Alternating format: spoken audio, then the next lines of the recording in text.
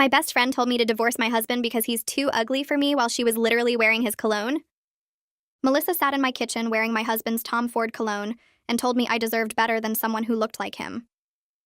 "You're beautiful, successful, could have anyone," she said, gesturing with my coffee mug.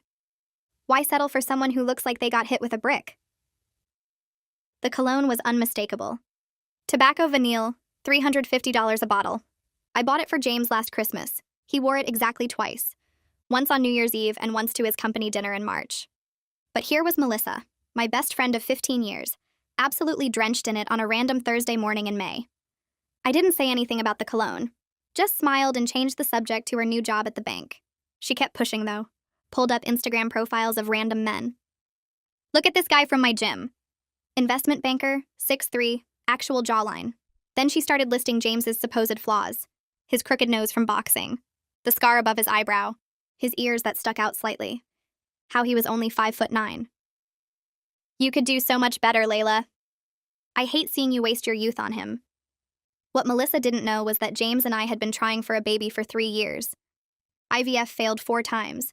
We'd spent $80,000. Our marriage was rock solid, built on actual love, not whatever shallow garbage she was spewing. James might not be conventionally attractive, but he held my hand through every injection, every negative test, every loss. He made me laugh when I wanted to die. He learned to cook 40 different meals when depression killed my appetite. He never once complained about the cost or suggested we give up. That same night, James came home without his wedding ring, said it was getting resized. His gym bag had a receipt from Walgreens for cologne, the same cologne Melissa was wearing. I knew then, but didn't confront either of them. Instead, I started planning. See, Melissa always wanted what she couldn't have. In high school, she pursued my prom date after I mentioned I liked him. In college, she applied to my internship after I got accepted. When I got engaged, she suddenly started dating frantically, desperate to beat me to the altar. Her whole identity revolved around one-upping me. So I gave her something to really want. Started posting about how amazing James was. Not fake posts, real ones. Pictures of the surprise trip to Napa he'd booked for my birthday. The Cartier bracelet he bought when I got promoted to regional director. The handwritten letters he left on my pillow every Friday. Things that were always true, but I'd kept private before. Melissa started texting immediately. "Must be nice. Some people get all the luck." He never did that before. That last text was interesting. Before what? Within a week, she was openly bitter. Complained that her boyfriend Kyle never did romantic gestures. Started asking specific questions about James's schedule, his preferences, his favorite restaurants. I answered everything honestly, knowing she was taking notes. 2 weeks later, James confessed. Broke down crying in our bedroom. Said Melissa had been pursuing him for months. Started with innocent texts about planning my surprise birthday party. Escalated to showing up at his gym, his office, the coffee shop he went to every morning. She'd told him I was cheating with my coworker Robert. Said she had proof but would only show him in person. When they met, she tried to kiss him. He pushed her away, but she'd already doused herself in his cologne from his gym bag. "I'm so sorry," he sobbed. "I should have told you immediately. I was scared you'd believe her over me." I held him while he cried. Told him I already knew. That's when we planned the vow renewal. Not a real one, just a performance. We announced it at my company party, where Melissa was my +1. 10 years deserves celebration, I announced to 50 colleagues, especially after everything we've overcome. I made sure to mention the date, the venue, the designer dress, the $20,000 budget. Melissa's face went through 6 different emotions. The next 3 weeks were beautiful. She texted constantly, fishing for details. What time? Who's invited? What was James wearing? Where were we honeymooning? I gave her crumbs. Enough to keep her hooked, but never enough to satisfy. The day before the fake renewal, she broke. Called me crying. "I need to tell you something about James." "Oh," I said, examining my manicure. He tried to kiss me 2 months ago. "I didn't want to hurt you, but you're about to renew vows with a cheater." I laughed. Actually laughed. "Melissa, I know about everything. The texts, the gym stalking, the cologne you stole from his bag. James told me everything." Silence. Requested Reads is on Spotify now. Check out link in the description or comments. The phone stayed quiet for so long I checked to make sure the call hadn't dropped. Then Melissa's voice came back shaky and wet. She asked how long I'd known, why I'd set up the whole fake vow renewal thing if I already knew everything. I told her James confessed 2 weeks ago. I needed to see exactly how far she'd go with her lies about him cheating on me. She started sobbing harder, asking if the renewal was ever real, or if I'd made the whole thing up just to mess with her. I said it was completely fake, that we never planned any actual ceremony. The venue didn't exist, and the dress I'd described was from a magazine. Every detail I'd fed her over those 3 weeks was designed to make her show her real intentions. She kept crying and asking why I couldn't just talk to her like an adult instead of playing games. I almost laughed at that, considering she'd spent months stalking my husband and lying about me cheating. Her voice changed then, got defensive and sharp. She claimed she was trying to protect me from a man who wasn't good enough for me. Said her whole pursuit of James was just testing his loyalty to see if he'd actually cheat. She insisted she never really wanted him, that she was doing me a favor by checking if he'd stay faithful. I did laugh then because the desperation in her voice made it obvious she actually wanted him and couldn't handle getting rejected. She started talking faster, saying James had been flirting with her first, that he'd encouraged her attention by being too friendly at my birthday party. I cut her off and said James told me everything about her showing up at his gym, his office, his morning coffee shop. She went quiet again for maybe 10 seconds. Then she tried a different angle, claiming I'd always been competitive with her and was twisting the situation to make her look bad. She brought up high school and college, saying I'd always acted like I was better than her. I told her our friendship was done and hung up before she could say anything else. My hands shook a little as I blocked her number in my contacts. Then I went through Instagram, Twitter, every social media platform we shared, and blocked her on all of them. The whole process took maybe 5 minutes and felt surprisingly good, like cleaning out a closet full of clothes I'd never wear again. James came home about an hour later carrying Thai food from our favorite place. He took one look at my face and asked if I'd talked to Melissa. I nodded and told him everything while we ate pad Thai straight from the containers on our couch. He listened without interrupting, his jaw getting tighter when I described her trying to flip the story. We ended up watching 3 episodes of some terrible reality show about people buying houses they couldn't afford. James kept his arm around me the whole time and didn't mention Melissa once. The next morning, I woke up to 6 texts from Presley asking if I was okay. She said Melissa had called her last night crying about some misunderstanding between us. Presley wanted to know what happened because Melissa was being weird and wouldn't give details. I sat up in bed and scrolled back through my phone to find the screenshots James had sent me of his confession text. Then I added screenshots of the messages Melissa had sent him over the past months. The ones where she asked about his schedule, suggested meeting up, made comments about his cologne. I sent the whole collection to Presley with a message saying, this was what actually happened. She responded within 2 minutes with 4 shocked face emojis and a long text apologizing for even questioning me. She said Melissa had been fishing for information about my relationship for months now. Asked weird specific questions about whether James and I seemed happy together, if we ever fought, what his work schedule was like. Presley said she'd thought it was just normal friend curiosity, but now it seemed creepy and calculated. She asked if I needed anything or wanted to get coffee and talk. I thanked her but said I just needed some space to process losing a 15-year friendship. Over the next few days, 3 more mutual friends reached out asking what happened. Each time I realized Melissa must be calling everyone we knew trying to control the story. I decided to tell the truth to anyone who asked me directly, but I wouldn't start some campaign against her. That felt too much like high school drama, and I was 32 years old with better things to do. Jasmine from work stopped by my office on Thursday afternoon. She closed the door behind her and sat in the chair across from my desk. She said she'd always thought Melissa seemed jealous of me, but never imagined it went this far. Then she told me Melissa had made bitter comments about my Cartier bracelet at the company party. Said something about how some people got expensive jewelry while others got nothing. Jasmine also remembered Melissa asking pointed questions about the Napa trip, wanting to know if James planned it himself, or if I'd had to hint about wanting to go. I thanked Jasmine for telling me and said it helped to know other people had noticed Melissa's behavior. That evening, James came home looking uncomfortable. He said Clint from his office had pulled him aside that afternoon. Clint told him he'd seen Melissa at the gym multiple times over the past few months. She'd been waiting near James's usual workout area, always dressed up nice and wearing heavy perfume. Clint thought it was weird at the time, but figured maybe she was meeting someone there. He didn't realize she was actively pursuing James until the story came out. James looked embarrassed talking about it, like he should have noticed and done something sooner. I reminded him that Melissa was good at manipulation, and he'd handled it by rejecting her and confessing to me. A week after the phone confrontation, my cell rang with Kyle's name on the screen. I didn't answer because I figured he was calling about Melissa. James's phone buzzed a minute later with a text from Kyle asking what happened. Kyle said Melissa came home crying the night I'd confronted her and wouldn't explain why I suddenly wasn't talking to her. James looked at me and asked if he should call Kyle back. I nodded and said Kyle deserved to know his girlfriend had been pursuing another man for months. James called him and put the phone on speaker. He explained everything from the beginning, how Melissa had started with innocent texts about planning my birthday, then escalated to showing up places James went regularly. Kyle stayed quiet through the whole explanation. Then he asked if James had any proof. James sent him screenshots of Melissa's messages, including the ones where she'd tried to convince him I was cheating. Kyle thanked him for being honest and hung up. That same night around 11, my phone started ringing from a number I didn't recognize. I let it go to voicemail. Then another call from a different number. Then another.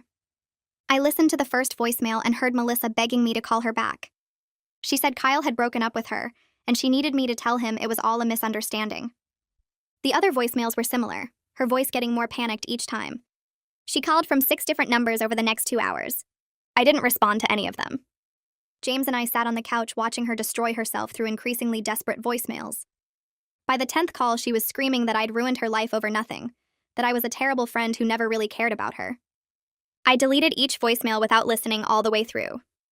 The next morning, I called my phone carrier and changed my number entirely. 2 weeks later, I walked into the coffee shop on Pine Street at 7:15 in the morning. James always stopped there before work to get his usual black coffee and blueberry muffin. I'd been avoiding the place since everything happened, but needed caffeine badly after a terrible night of sleep. The bell above the door jingled, and I saw her immediately. Melissa sat at the corner table near the window wearing a gray sweater and jeans. Her hair looked unwashed and pulled back in a messy ponytail. She'd positioned herself where she could see the door, and her eyes locked onto me the second I entered. My stomach dropped, but I kept walking toward the counter. She stood up and moved to intercept me before I could order. Her face looked puffy like she'd been crying recently. She opened her mouth, but I held up one hand and walked past her to place my order. The barista took my request for a large latte, and I paid without looking at Melissa, even though I could feel her hovering 3 feet behind me. She followed me to the pickup area and stood there wringing her hands. The barista called my name and handed me the cup.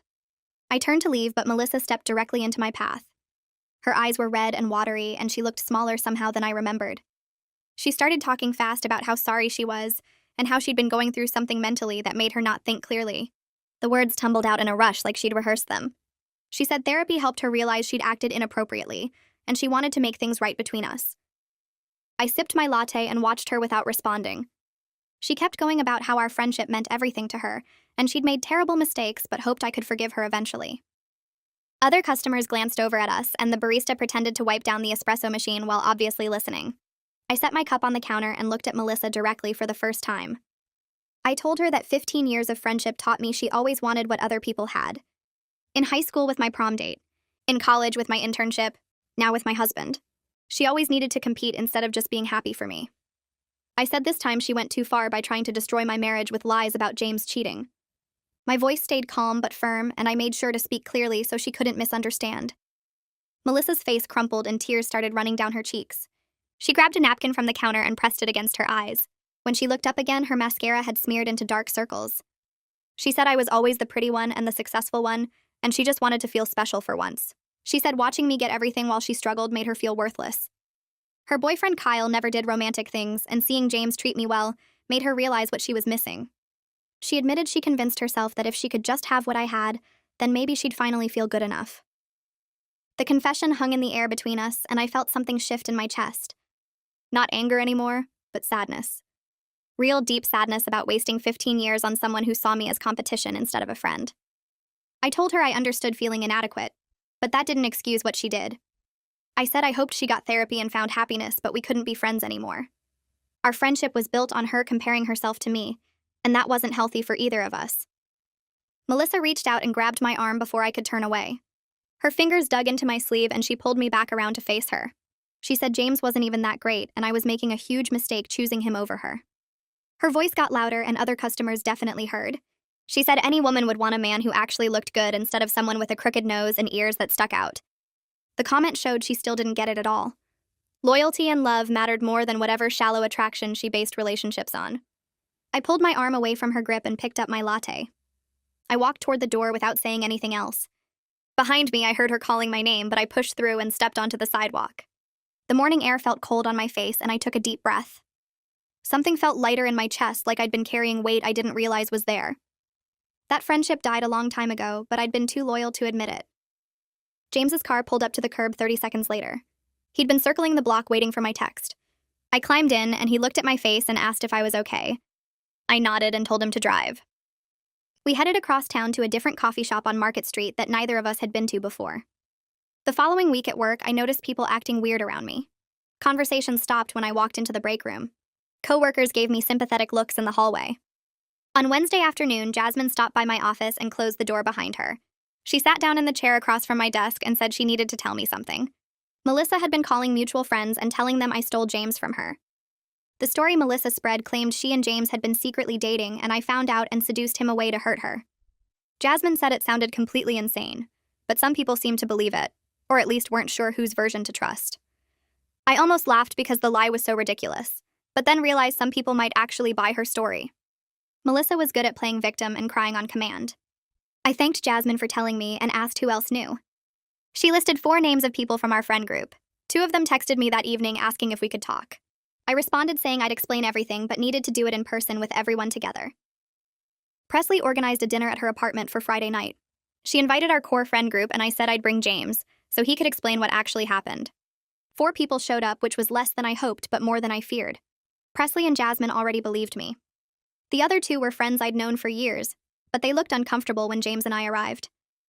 We sat around Presley's dining table with takeout containers of Thai food. James explained the whole timeline, starting with Melissa's initial texts about planning my birthday party. He showed screenshots on his phone of her messages, including the ones where she claimed I was cheating. He described her showing up at his gym and office and the coffee shop. He explained how she tried to kiss him and he rejected her immediately, then confessed everything to me. One friend named Sarah nodded along and said it matched what she knew about Melissa's behavior patterns. The other friend named Michael stayed quiet and picked at his pad thai. After James finished talking, Michael said Melissa seemed genuinely devastated when she called him. He said her story about James leading her on sounded convincing. I pulled out my phone and showed the timeline side by side. James confessed to me 2 weeks after Melissa started pursuing him. Her stalking behavior lasted months before he told me. The screenshots proved she initiated everything and he rejected her. Michael looked at the evidence and his face changed. He apologized for doubting me and said he should have known better. Sarah squeezed my hand across the table. Michael left early saying he had work in the morning, but I could tell he felt guilty. James held my hand under the table through the rest of dinner. Presley opened wine and we talked about other things, trying to move past the awkwardness. Around 10, we said goodbye and headed home. In the car, James reminded me that people who didn't trust me after 15 years weren't really my friends anyway. 3 weeks after the confrontation with Melissa, I sat in my therapist's office on a gray Tuesday afternoon. I'd been seeing her for 2 years to deal with the fertility struggles and depression. She asked how I was processing everything with Melissa. I started talking about feeling relieved the friendship ended, but then my voice cracked. Tears came suddenly and I couldn't stop them. I cried, realizing I'd wasted 15 years on someone who saw me as competition rather than a true friend. Every memory felt tainted now. Every moment I thought we shared genuine connection was actually her measuring herself against me. My therapist handed me tissues and let me cry without interrupting. When I finally stopped, she asked what I learned from the experience. I said I learned that loyalty matters more than history. That some people can't be happy for you because they're too busy being unhappy with themselves. That I deserved friends who celebrated my success instead of resenting it. She nodded and said grief was appropriate even when losing something unhealthy. I was mourning the friendship I thought I had, not the one that actually existed. That distinction helped somehow. I left her office feeling wrung out but clearer than before. I drove home from my office feeling empty and somehow lighter at the same time. James was in the kitchen making dinner when I walked in. He looked up from chopping vegetables and his face went soft with concern. I dropped my bag on the counter and just stood there for a minute. He put down the knife and came over to me. We ended up sitting on the couch in our living room with takeout containers of Chinese food between us. I told him everything about the therapy session and how I finally cried about losing Melissa. He listened without interrupting and held my hand across the cushions. Then he started talking about how guilty he felt for not telling me right away when Melissa first approached him. His voice cracked when he said he was scared I'd believe her lies about him cheating.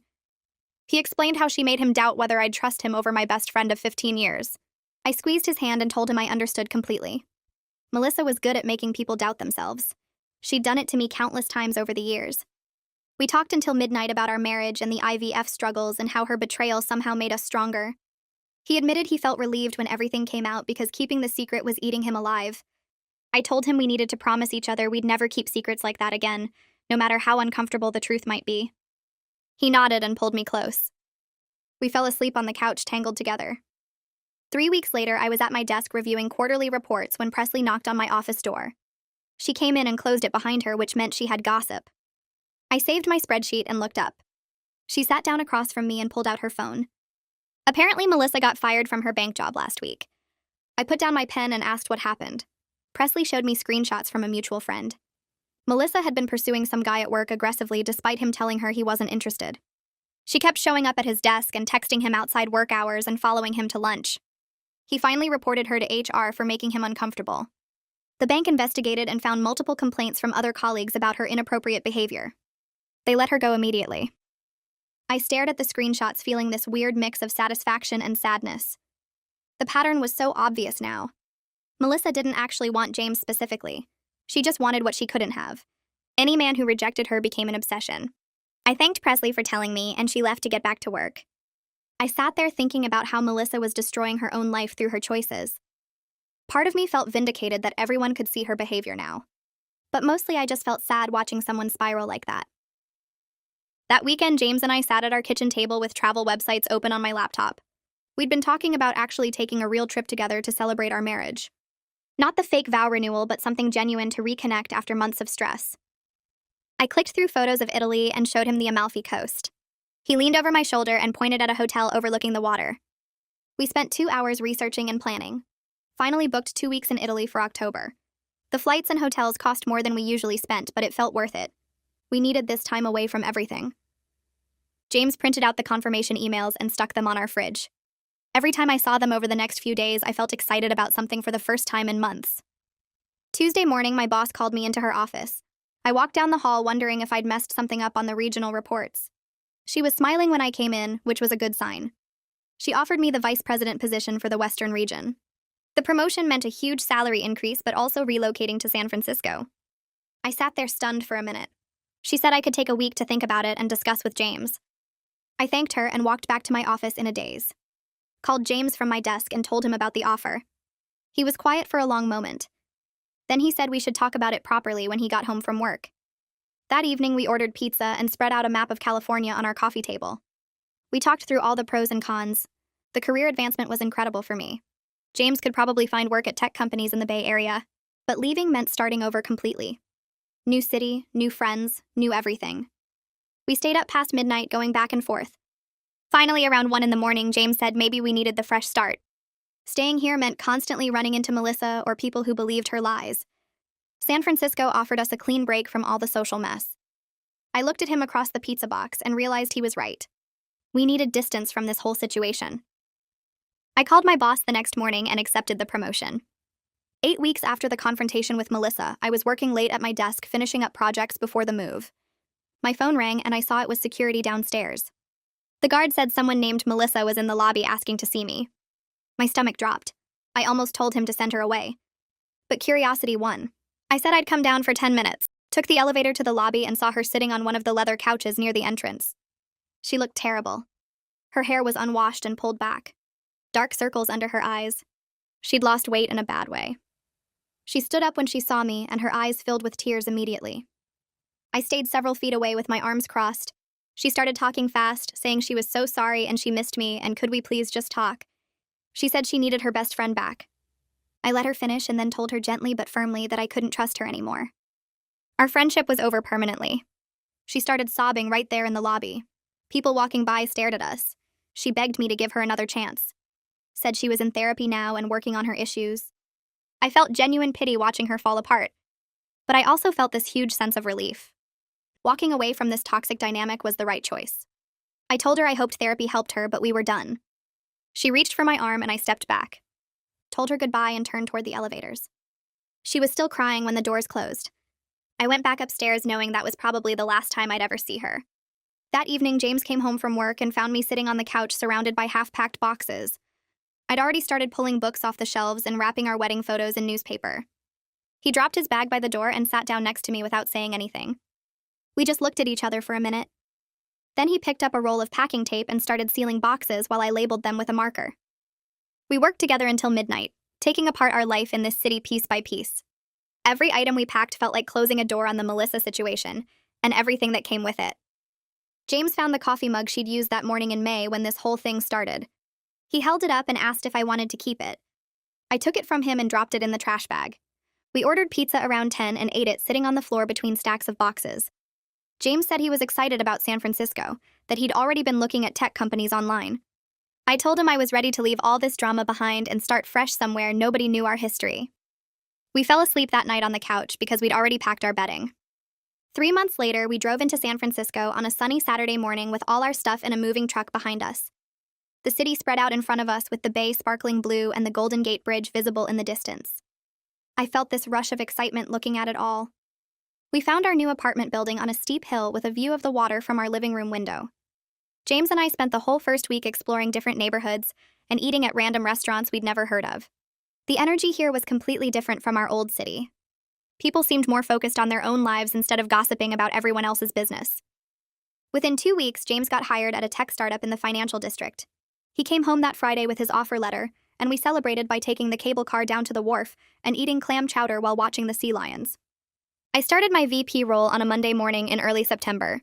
My new office was on the 14th floor with windows overlooking the bay.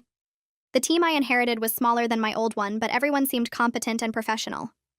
During my first week, I had one-on-one meetings with each person reporting to me. Nobody asked about my personal life beyond basic small talk about where I moved from. Nobody knew about Melissa or the whole mess with James. I could just be the new VP without carrying all that social baggage. The relief of that was huge. I could focus completely on work without wondering if people were whispering about me or taking sides. My boss took me to lunch that first Friday and told me she was impressed with how quickly I was getting up to speed. I thanked her and meant it because this job opportunity had given me an escape route from a toxic situation. James and I found a fertility clinic in the Marina district that specialized in difficult cases. The doctor there was a woman in her 50s who'd done research on why some people don't respond well to standard IVF protocols. She reviewed all our medical records from the past 3 years and the 4 failed attempts. Then she explained there was a different approach we could try that adjusted the medication dosages based on daily blood tests instead of a fixed schedule. She said it was more intensive and required coming in every morning for monitoring, but the success rates for people like us were better. James and I sat in her office looking at the statistics she showed us. The numbers were encouraging, but we'd been disappointed so many times before. She told us to take a few weeks to think about it and decide if we wanted to try again. We spent the next month talking through whether to do another IVF round or start looking into adoption. James researched adoption agencies and foster care programs online. He made spreadsheets comparing different options and their requirements. I appreciated that he was planning for both possibilities instead of putting all our hopes on one path. We finally decided to try the new protocol one more time because we'd always wonder if it might have worked. But we also agreed that if this round failed, we'd pursue adoption seriously, instead of continuing with more IVF. James found 3 adoption agencies in the Bay Area and requested information packets from all of them. Having that backup plan made the decision to try again feel less desperate. We weren't gambling everything on this one attempt. We were giving ourselves one more chance at biological parenthood while acknowledging other paths to building our family. 4 months after we left our old city, Presley flew out to visit us for a long weekend. I picked her up from the airport on a Friday afternoon, and we drove back to our apartment through rush hour traffic. She loved our place and spent 20 minutes taking photos of the view from our balcony. That night over dinner at a Thai restaurant in our neighborhood, she told me what had been happening back home. Melissa had moved back to her hometown in Ohio after getting evicted from her apartment. Apparently, she'd been fired from the bank job months ago, but kept pretending she still worked there. She'd also lost most of her remaining friends after they found out she'd been pursuing another married man from her gym. Presley said the pattern just kept repeating itself until people got tired of the drama and cut her off. She'd tried to reach out to Presley several times asking about me and James, but Presley never responded. Hearing all this made me feel strange. Part of me felt sad that someone I'd known for 15 years had basically destroyed her own life. But another part of me recognized that these were consequences of Melissa's own choices. Presley and I spent Saturday walking around Fisherman's Wharf and riding the cable cars like tourists. We got coffee at this place overlooking the water and talked about everything except Melissa. She told me about her new relationship with a guy from her company and how different it felt to be with someone emotionally available. I told her about my new job and how much I loved living here. Sunday, we drove across the Golden Gate Bridge to Sausalito and had lunch at a restaurant on the water. On the drive back, Presley said she was really happy for me and James, that we seemed more relaxed and settled than we'd been in years. I realized she was right. Getting away from all that social mess had let us focus on our actual relationship instead of defending it constantly. When I dropped Presley at the airport Sunday evening, I felt grateful to have a friend who actually supported me instead of competing with me. 6 weeks after starting the new IVF protocol, I woke up on a Tuesday morning and took a pregnancy test before James got up. I'd been taking them every few days, even though the clinic said to wait. This time, 2 lines appeared almost immediately. I sat on the bathroom floor staring at it for a full minute before I could even process what I was seeing. Then I started crying so hard I had to put my hand over my mouth to stay quiet. James knocked on the bathroom door asking if I was okay. I opened it and just held up the test. His face went through about 5 different expressions before he started crying too. We stood there in our bathroom at 6 in the morning, hugging each other and crying. After 3 years of trying and 4 failed attempts and $80,000 spent, this was actually happening. James called his work and said he'd be late. We went to the clinic that morning for a blood test to confirm it. The results came back that afternoon showing hormone levels that indicated a healthy early pregnancy. The nurse who called with the results sounded genuinely happy for us because she'd been monitoring me every morning for weeks. My first trimester was rough in ways I hadn't expected. The nausea started around week 6 and never really stopped. I couldn't keep food down most mornings and lost 8 pounds in 2 weeks. James started working from home 2 days a week so he could help me. He'd make me ginger tea and bring me crackers in bed before I even tried to sit up. He took over all the cooking and cleaning because the smell of most foods made me sick. I felt guilty watching him do everything while I spent most evenings lying on the couch feeling terrible. But he never complained once. He'd sit next to me rubbing my back and telling me it would get better soon. His devotion during those weeks reminded me why Melissa's criticism of his appearance had been so ridiculous. She'd focused on his crooked nose and his height while completely missing that his character was genuinely beautiful. He showed up for me every single day without expecting anything in return. At 12 weeks, we went for the ultrasound that would tell us if everything was developing normally. The technician spread gel on my stomach and moved the wand around for a minute. Then she got quiet and moved it to a different spot. My heart started racing because I thought something was wrong. She turned the screen toward us and pointed at 2 distinct shapes. James grabbed my hand so hard it hurt. The technician smiled and said we were having twins. The doctor came in a few minutes later and explained that the specific protocol we'd used sometimes resulted in multiple embryos implanting. She checked both heartbeats and said everything looked healthy. James started laughing in this slightly hysterical way. He said we were getting our whole family at once after waiting so long. I couldn't stop staring at the ultrasound images showing 2 tiny shapes that would become our children. We drove home in a daze and spent the rest of the day just sitting on our couch processing the news that we were having twins. I started noticing around January that Melissa didn't cross my mind anymore during regular days. I'd be making coffee or walking to work and realize she hadn't popped into my thoughts at all. The anger had faded first, back in December when we were still unpacking boxes. Then the hurt started dissolving bit by bit, until it became this distant thing that happened to someone else. By February, I could go whole weeks without remembering she existed. The 3,000 miles between us made the emotional distance easier to handle. I couldn't accidentally run into her at the grocery store or see her car parked outside places we used to go together. She became this ghost from my old life that didn't have any power over my new one. James noticed the change before I did. He mentioned one morning that I seemed lighter, like I'd put down something heavy I'd been carrying. He was right.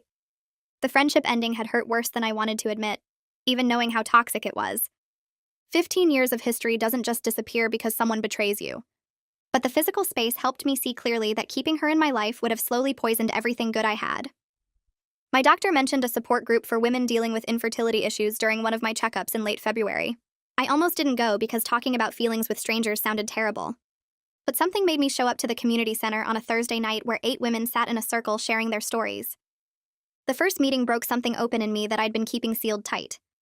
Hearing other women describe the exact same grief and frustration and anger I'd felt during our failed attempts made me realize how alone I'd been trying to process it all. I started going every week and eventually began sharing my own story about the 4 failed rounds and the $80,000 we'd spent and the depression that came with every negative test. Other women nodded while I talked because they understood that specific kind of loss in a way most people couldn't. One woman had tried for 6 years, another had given up entirely after 7 rounds. Their strength helped me recognize my own. By March, I was helping newer members process their feelings and offering the same support others had given me. Sharing what I'd been through gave it meaning beyond just my own pain. If talking about my experience helped even one woman feel less alone in her struggle, then maybe all that suffering had served some kind of purpose. James surprised me in early April with a baby moon trip to Napa Valley before I got too big to travel comfortably. We drove up on a Saturday morning and checked into this beautiful bed and breakfast surrounded by vineyards. I couldn't drink the wine, obviously, but we did tours and ate incredible food, and spent hours just talking about everything that had changed in the past 6 months. We both agreed that Melissa's betrayal, as painful as it was, had pushed us toward changes we probably needed anyway. The move to San Francisco forced us out of our comfortable routine and made us rebuild our social life from scratch. That process helped us appreciate what we had together instead of taking it for granted. James said he'd been coasting for years, going through the motions at his old job without any real passion for the work. His new position challenged him in ways that made him excited about his career again. I felt the same about my VP role. The promotion gave me opportunities I never would have had staying in our old city. We spent Sunday morning lying in bed watching the sunrise over the vineyards and acknowledging that sometimes the worst things that happen end up leading to the best outcomes. Neither of us would have chosen the Melissa situation, but we couldn't deny that our lives were genuinely better now than they'd been before everything exploded. My belly grew steadily bigger through May and June as I moved into the third trimester. We spent weekends setting up the nursery in our second bedroom, painting the walls a soft yellow that worked for both a boy and girl. James assembled 2 cribs while I organized tiny clothes by size in the dresser drawers. We'd gotten so many gifts from my work shower and his family that we had enough outfits to change the babies 3 times a day for a month.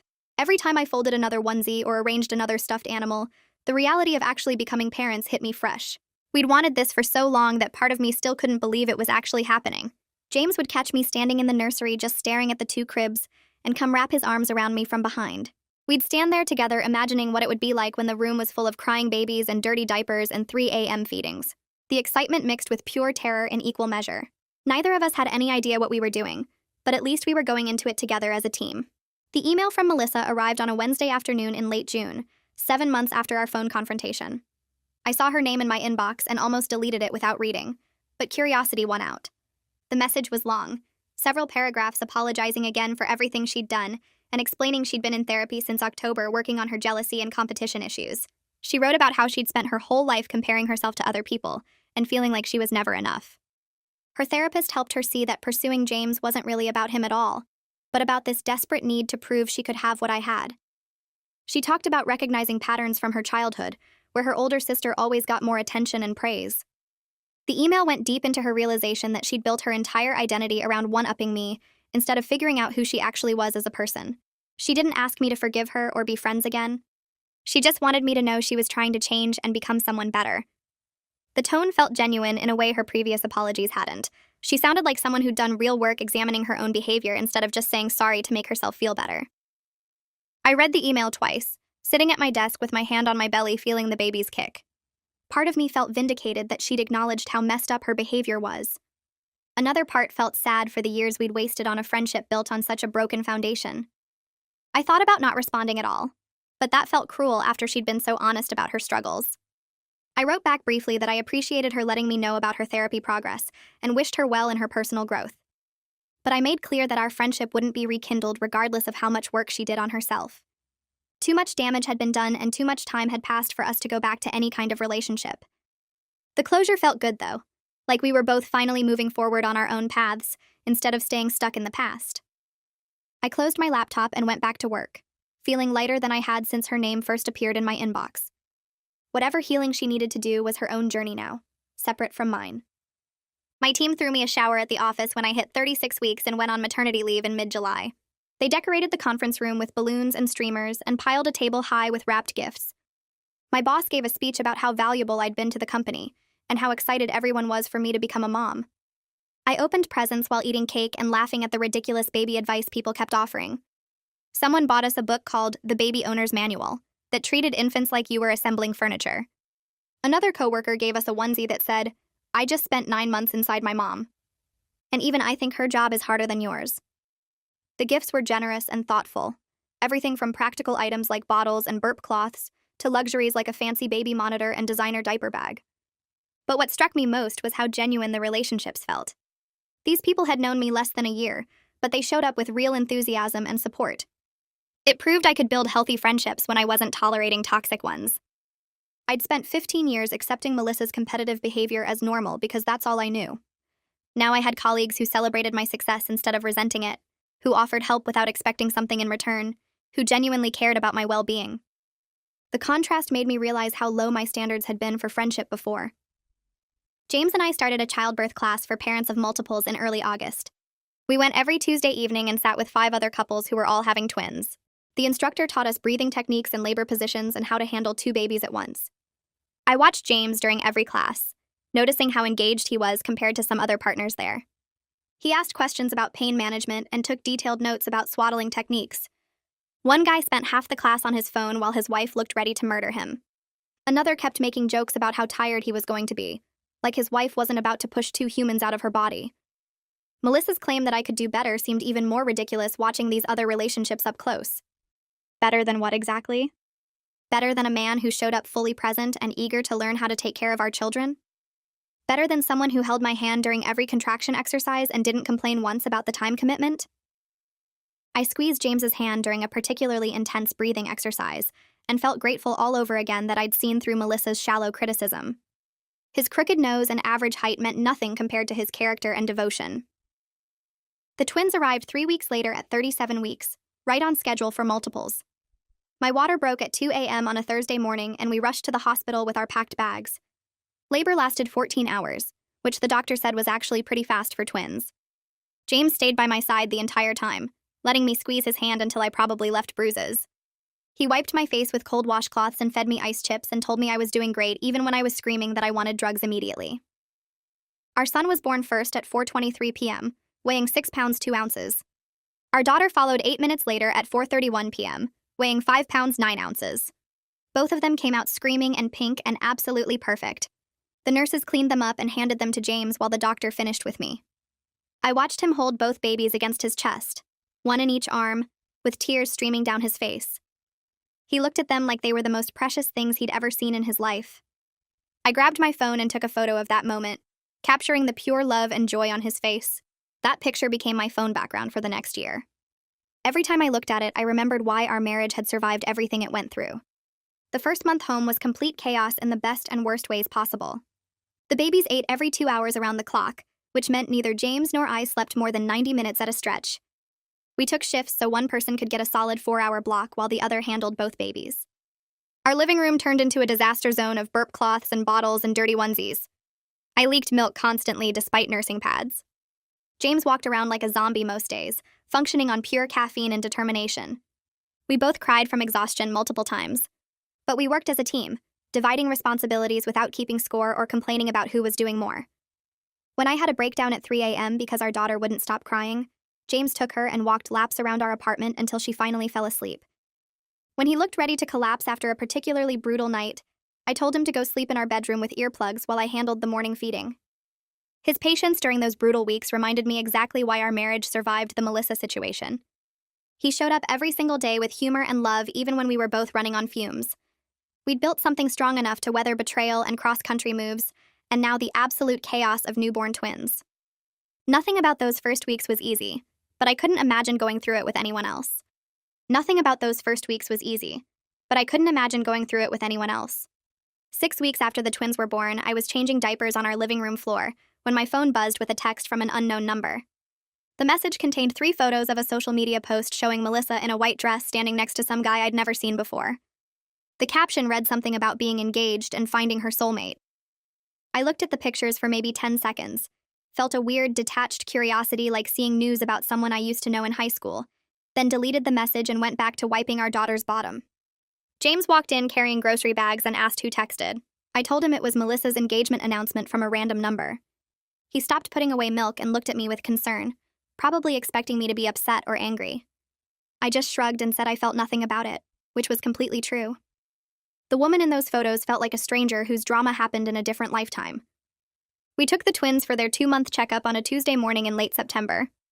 The pediatrician measured their heads in length, checked their reflexes, and told us both babies were hitting all their milestones perfectly.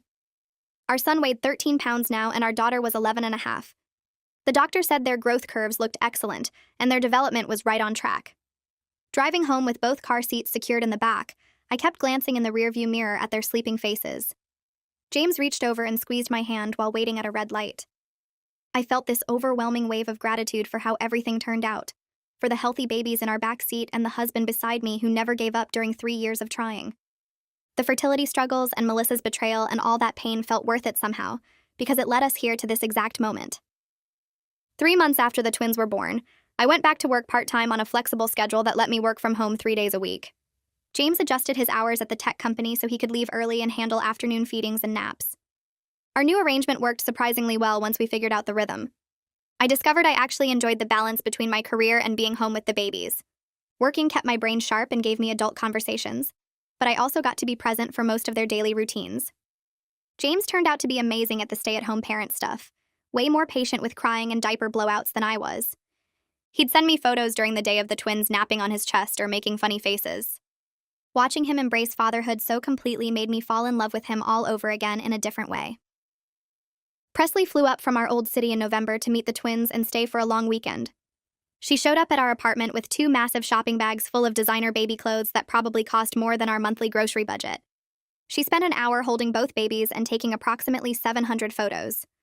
Over coffee while the twins napped, she mentioned she'd seen Melissa's engagement announcement online. She said the whole thing seemed rushed and the guy looked uncomfortable in all the photos, like he wasn't totally sure about getting married. I told her honestly that I didn't care enough to discuss it further. Presley smiled and said that was probably the healthiest response possible. She talked about her own life instead, a new promotion at work, and a guy she'd been dating for a few months. Having a friend who could visit without bringing up drama or taking sides felt refreshing, and made me realize how toxic my friendship with Melissa had actually been. James and I celebrated our 11th wedding anniversary in December, with a nice dinner at an Italian restaurant downtown, while my parents drove up to babysit the twins overnight. We sat across from each other with wine and pasta and reflected on everything we'd been through together over the past year. The fertility struggles that finally ended with success. Melissa's betrayal and the painful end of that friendship. The cross-country move to San Francisco. Becoming parents to twins. All of it had made our marriage incredibly strong in ways I didn't think were possible. James told me he'd never been prouder of how I handled the Melissa situation with grace instead of getting petty or mean. I told him his support during our IVF attempts and his devotion as a father proved Melissa's criticism of him was the most ridiculous thing I'd ever heard. We held hands across the table and I felt certain we could handle whatever life threw at us next. Sitting in my office one afternoon in January, I realized I'd built a completely new life in San Francisco. I had genuine friends through work and our neighborhood who knew us as we are now, not as the couple dealing with fertility issues or friendship drama. My career was thriving in ways it hadn't back in our old city. We had the family we fought so hard to create. The toxic friendship with Melissa felt like it happened to a different person in a different lifetime, like watching a movie about someone else's life. I couldn't even remember why I'd stayed friends with her for so long when the pattern of competition and jealousy was so obvious looking back. When the twins were 4 months old, we flew to visit James's family for the holidays. His parents and siblings immediately fell in love with both babies, passing them around and fighting over who got to hold them next. His mom pulled me aside on Christmas Eve while everyone else was in the living room. She told me she was proud of how I handled the Melissa situation with grace and strength, that a lot of people would have made it ugly in public. She said she always knew I was the right person for James because I saw his character instead of judging him on superficial stuff. Her words made me tear up a little because I'd been worried his family might have heard Melissa's version of events. Back in San Francisco after the holidays, I was grabbing coffee near my office when I ran into someone from our old city whose face looked familiar, but I couldn't place immediately. She recognized me first and came over to say hi. Turned out she worked with someone on my old team. We made small talk for a few minutes before she mentioned she'd heard Melissa's engagement ended badly right before Christmas. Apparently her fiancé found out about her pattern of pursuing unavailable men and called off the wedding. I felt brief sympathy for Melissa because that must have been humiliating, but mostly I felt relief that I wasn't caught up in her drama anymore. The woman seemed surprised when I said I hadn't talked to Melissa in almost a year. She clearly expected me to have all the gossip.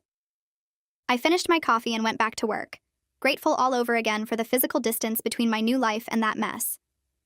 James and I started planning the twins' first birthday party 6 months in advance, excited to celebrate this huge milestone after years of wondering if we'd ever become parents at all. We decided on a small gathering at our apartment with our new friend group in San Francisco, people who knew us as we are now rather than who we used to be. James wanted a dinosaur theme and I wanted something with balloons, so we compromised on dinosaurs with lots of colorful balloons. We spent evenings looking at cake designs and party decorations, laughing about how we were probably going overboard for babies who wouldn't even remember it. But after everything we'd been through to get here, we wanted to celebrate big. 9 months after moving to San Francisco, my boss called me into her office and offered me a promotion to senior vice president overseeing the entire West Coast region. The position came with a significant raise and more responsibility, managing teams in 3 states. I accepted immediately, feeling like the career advancement validated my decision to take the risk of relocating. James was incredibly supportive when I told him that night, saying he was proud of me and we'd figure out the childcare logistics together. The promotion meant our family was financially secure in ways we hadn't been during the fertility treatments.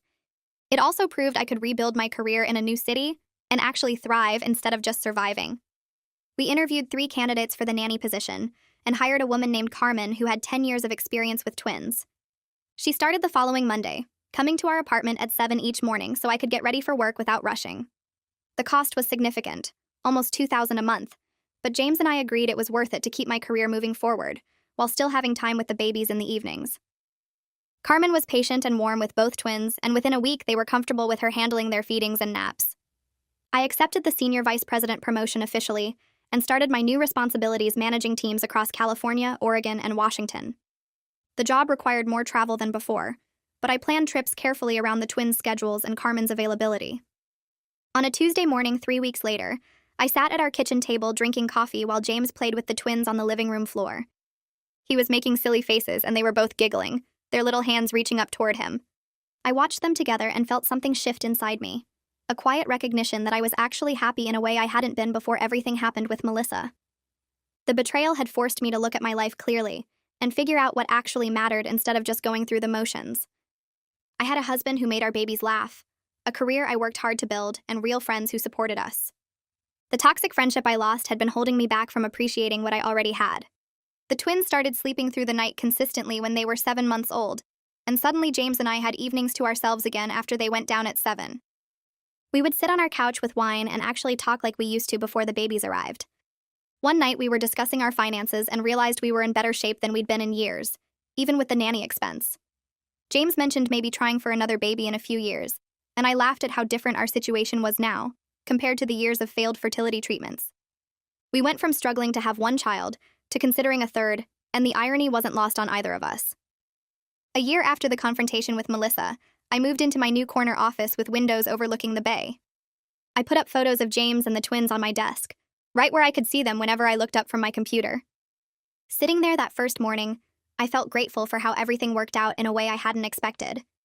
The friendship I lost was holding me back from recognizing the genuine love and success I already had, and walking away from that toxicity opened space for real happiness and growth that I didn't know was possible.